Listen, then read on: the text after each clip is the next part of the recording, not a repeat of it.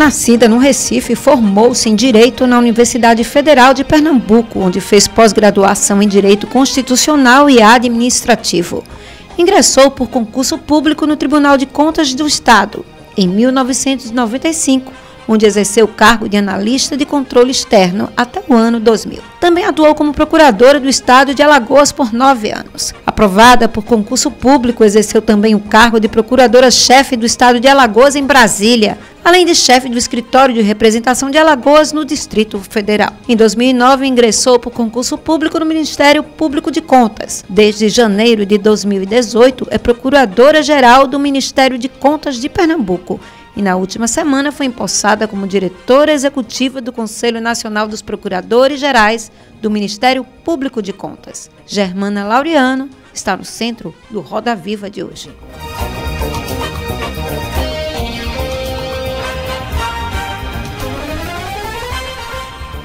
Olá, muito boa noite, saudações a você que acompanha a TV Cultura, aqui no estado através da TV Nova, muito grato mais uma vez, Roda Viva no ar.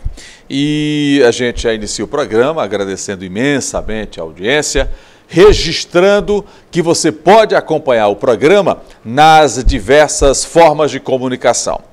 TV aberta, o canal 22, aqui para o Recife, região metropolitana. Caruaru e todo o Agreste Setentrional através do canal 31. Garanhuns e todo o Agreste Meridional através do canal 25.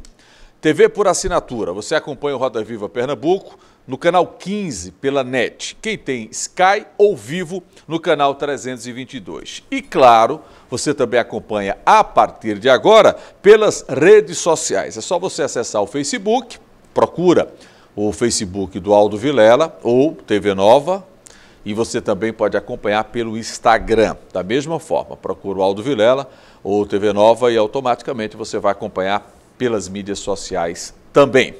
Um lembrete ao telespectador, desde a última segunda, desde ontem nós voltamos ao rádio, estreamos na Rádio Transamérica FM, nós estamos implantando o departamento de jornalismo e para 2019, a programação será mais voltada à informação. Às 6 da manhã, a gente chega com o Transamérica Notícias, até às 7 horas da manhã. Política, economia, justiça, educação, cultura. E à tarde, com o nosso debate, o debate Transamérica, que começa às 3 horas, discutindo os temas mais relevantes da sociedade. Então, a gente lembra, a Rádio Transamérica opera na frequência 92,7. Doutora Germana Laureano conosco, hoje convidada do Roda Viva Pernambuco. Doutora, muito obrigado pela presença, pela disponibilidade de conversar conosco. Certeza tenho eu que será uma boa noite de conversa. Obrigado pela presença. Eu que agradeço, Aldo, o convite.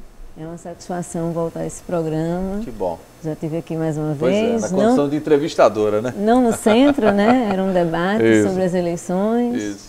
Boa noite, então, para você. Boa noite, doutor Maviael. Boa noite, Jairo. Boa noite, Rebeca. Boa noite, Ronaldo. Também, meu amigo Ronaldo. Boa noite, doutor Rangel. Boa noite, doutor Paulo, doutor Laércio. Que bom. Vamos conversar, né? E boa noite aos telespectadores. Os telespectadores. Né? A senhora já apresentou e eu vou reforçar, ratificar os convidados. Doutor Maviael Souza está conosco aqui, promotor do Ministério Público de Pernambuco. Já teve outras oportunidades também, junto com Germana no debate. Obrigado pela presença, doutor Maviael. Doutor José Rangel, advogado. Rangel tem uma história de defesa do consumidor, do direito do consumidor, dirigiu o PROCON no estado de Pernambuco, hoje comanda o PROCON de Jaboatão dos Guararapes, aliás, sempre inovando, né? Toda semana tem uma inovação lá em Jaboatão para o consumidor. Obrigado, Rangel, pela presença. Eu boa que noite. agradeço o convite. Boa noite, Germana. Boa noite a todos da mesa, todos os integrantes. Boa noite, Aldo. Vamos conversar. Jairo Lima já é nosso, não é, sócio de carteirinha. Jairo escreve para o blog da Folha, responsável pelas informações. Obrigado, Jairo, mais uma vez. Obrigado, Aldo. Obrigado, amigos de colega. E boa noite, telespectador, doutora Germana. Vamos conversar. Hoje Vamos o assunto vai ser bom. Hoje o é advogado Paulo Perazzo, debutando com a gente hoje, né, Perazzo? Obrigado pela presença, pela participação hoje no programa. Muito obrigado, Aldo. É sempre um prazer estar aqui com você. Que diante bom. de um debate que vai ser tão profundo, com tantas questões importantes para o Estado e para o Brasil. Enriquecedor, né? Rebeca Silva. Rebeca é jornalista, responsável pelo blog de política, né, do OP9. Obrigado, Rebeca. Rebeca já também... Cadeira cativa. Bom tê-la aqui. Boa noite, Aldo. Boa noite. Obrigado. Bom, debutando hoje, doutor Laércio Queiroz. Doutor Laércio é consultor em gestão pública, formador de opinião. Obrigado pela presença, viu, doutor Laércio? Aldo, eu sou que agradeço a oportunidade de... Isso é ótimo. Primeiro que eu, de vez em quando, não digo a você que estou sempre assistindo, mas de vez em quando, desde que você... Porque você tem umas ideias que eu sempre acho que são ideias importantes dentro do radiojornalismo, da TV. Obrigado. E eu sempre acompanho. E quando eu vi o Roda Viva, eu achei isso genial. Que legal. E assisti em casa. Eu só não sabia como era que a pessoa ia sair daí de dentro. Não vale dizer não.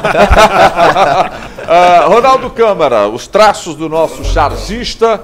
Ronaldo Câmara, chargista exclusivo do Roda Viva Pernambuco. Ronaldo, artista plástico, vai brincar, vai fazer, enfim, os traços, o desenho, a charge dos presentes aqui. Bem, senhores, uma vez apresentada a nossa bancada, doutora Germana, eu queria começar lhe perguntando sobre a sua opinião geral do que a gente está acompanhando aí.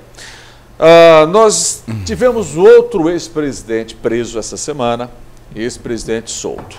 Estava vendo agora à noite no Rio de Janeiro, senhores, a Assembleia Legislativa teve 5 deputados, os 5 estão presos, e aí 2 suplentes assumiram hoje. Um terceiro não assumiu, sabe por quê? Porque está preso também. E essa situação do Rio é uma coisa impressionante.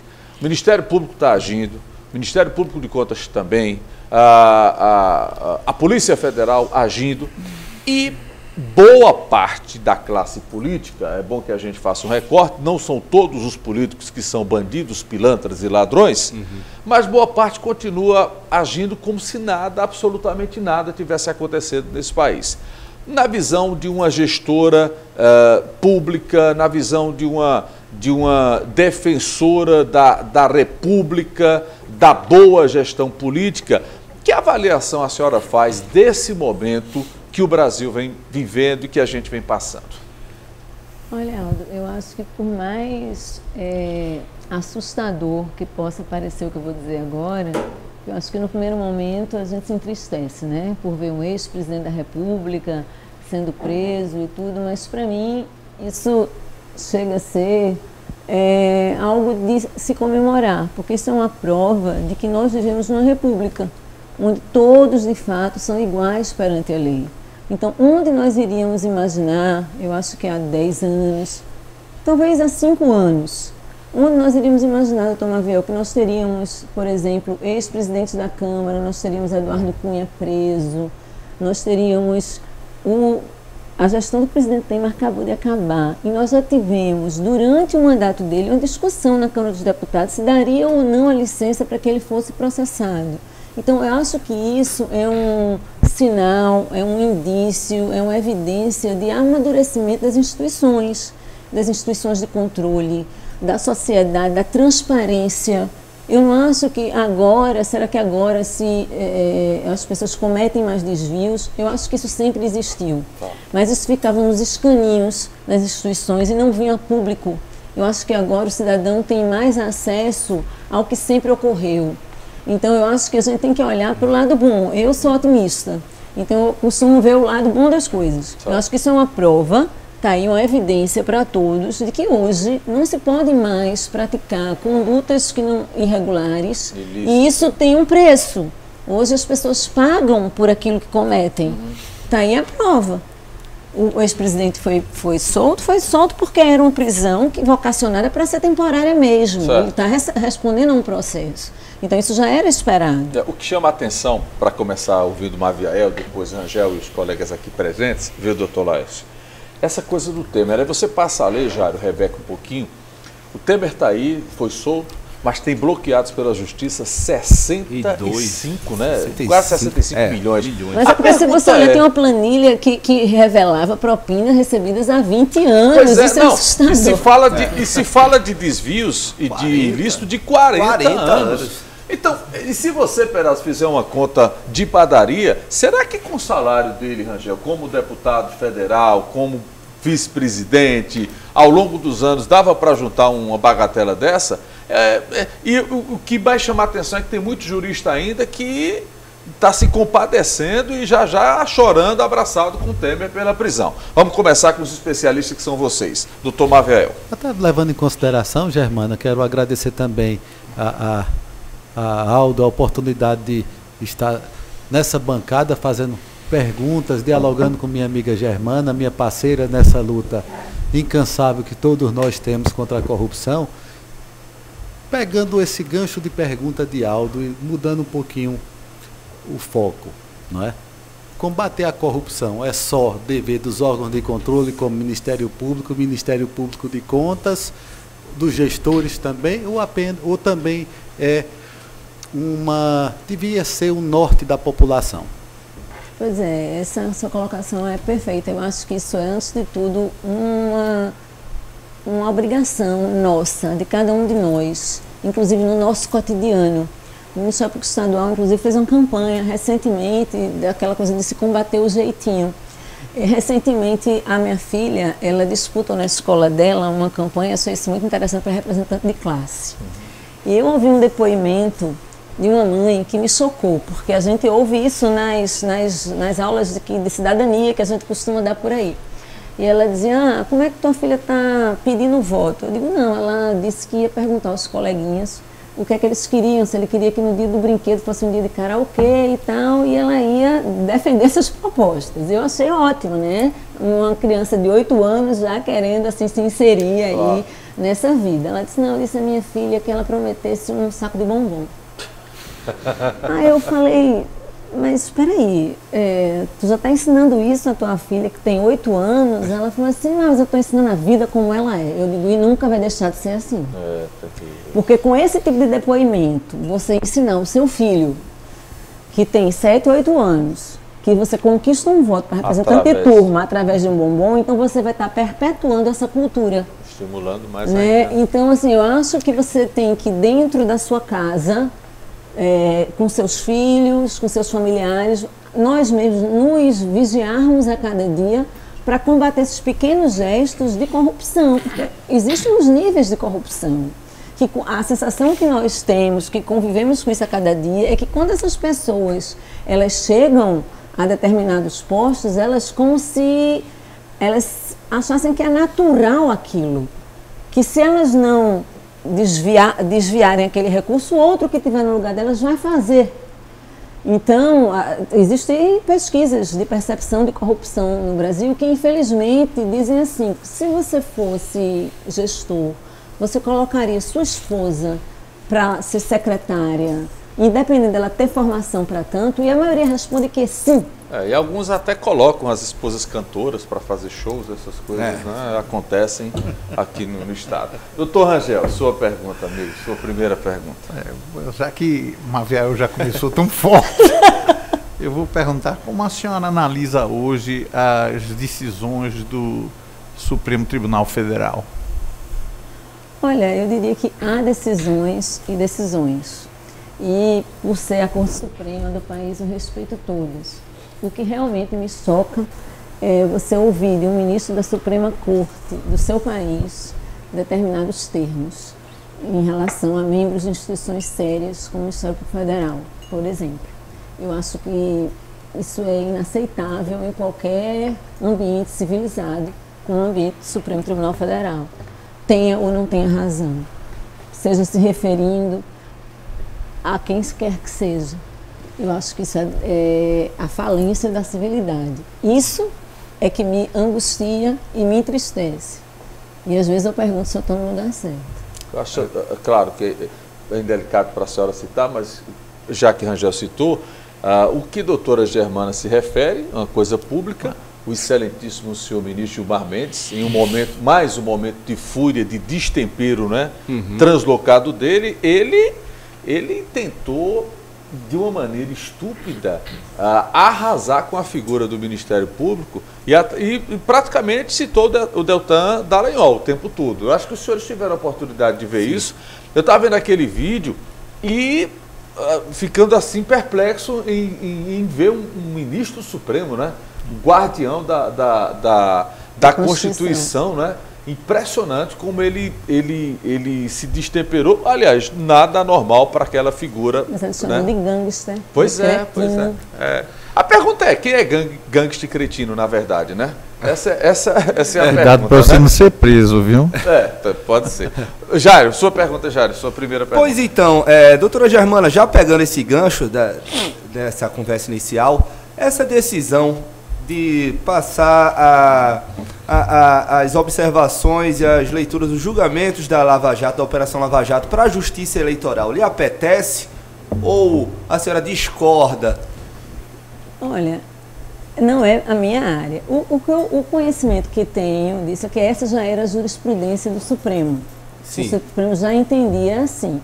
Como cidadão, lamento, porque eu acho que a Justiça Eleitoral ela não tem estrutura para lidar com crimes da magnitude dos que são investigados pela Lava Jato.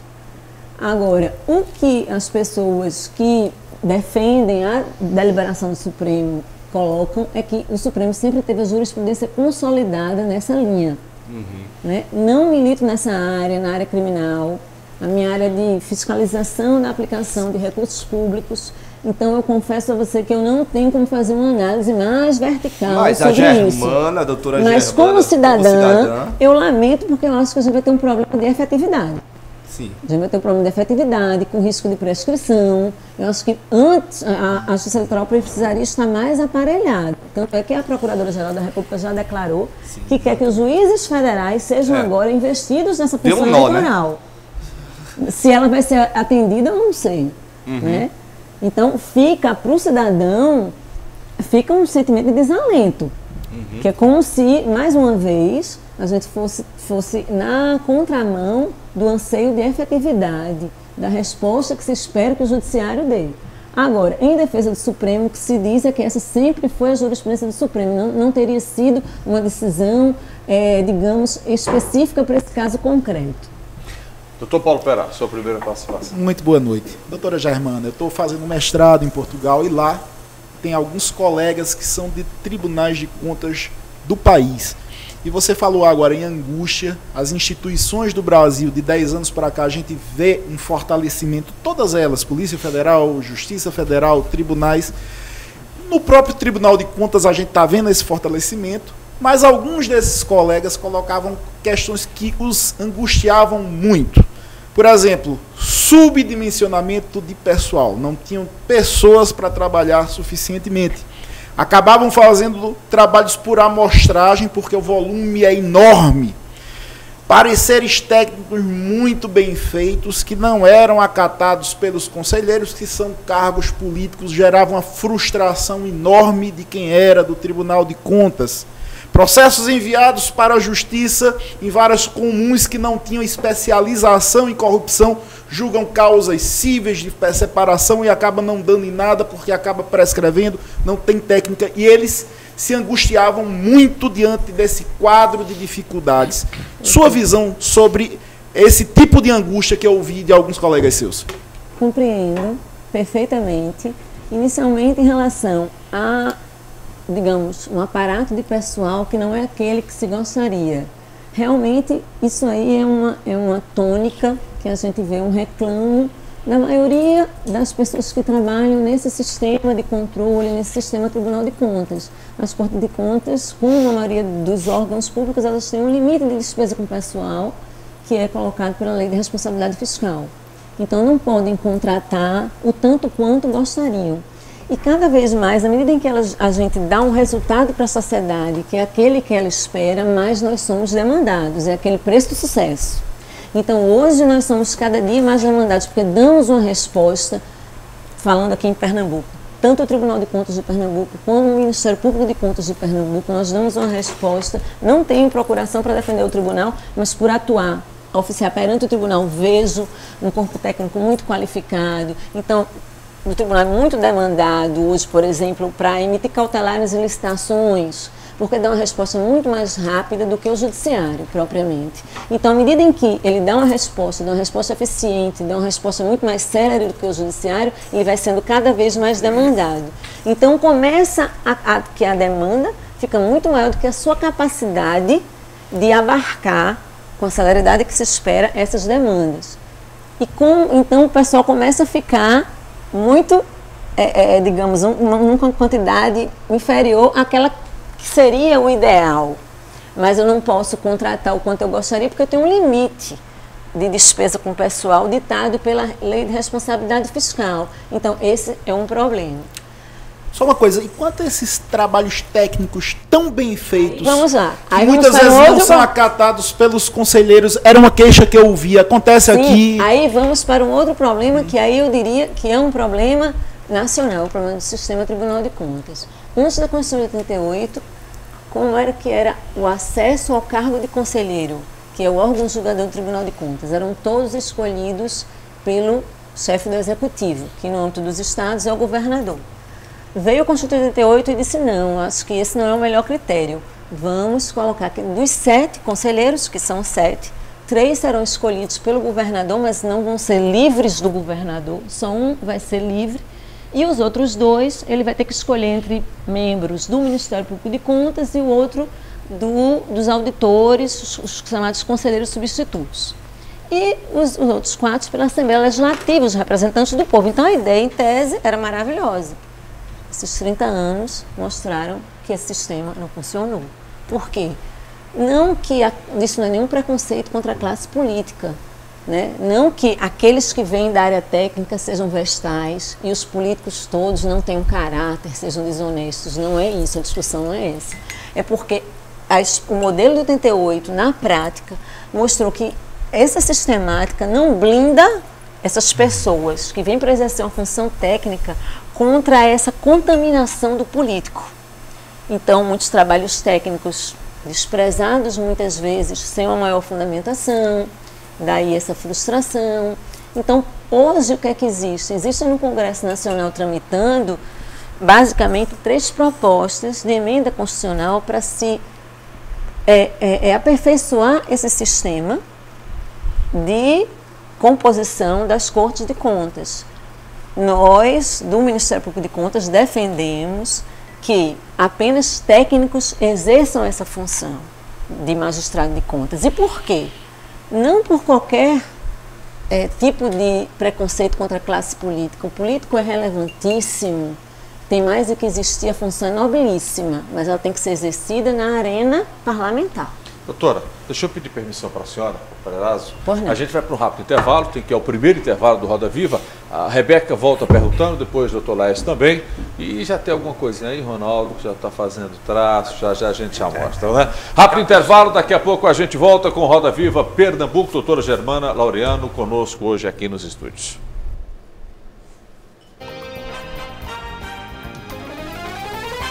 Tem uma aguinha?